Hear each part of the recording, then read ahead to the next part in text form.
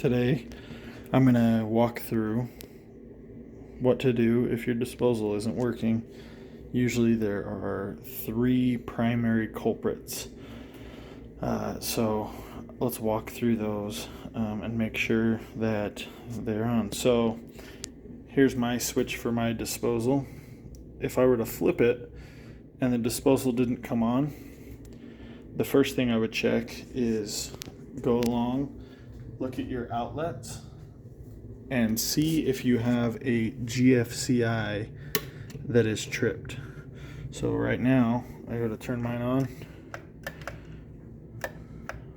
Won't turn on. So if I reset the GFCI, and sometimes you kind of need like a pen or something sharp. I'm going to use these scissors. Okay, so I just reset that. Add a little water. Okay, turned on.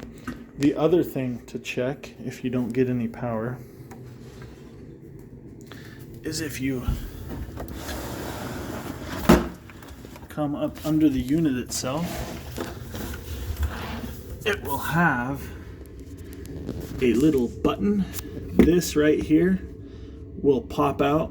That's an electrical overload right here. And so if that's popped out, you can push that in and that will reset it. It's a built-in circuit protection.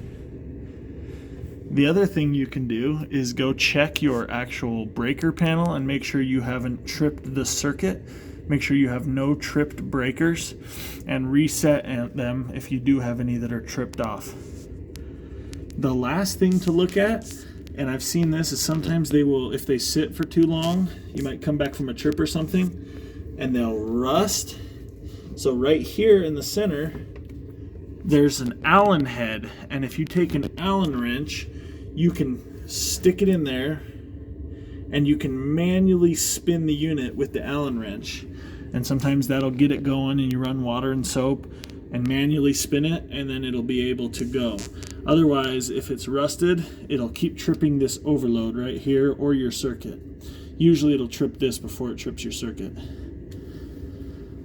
So those are my tips and tricks for diagnosing and fixing a disposal that won't turn on. If none of those work, it's likely that your disposal's burned out and you need to replace it.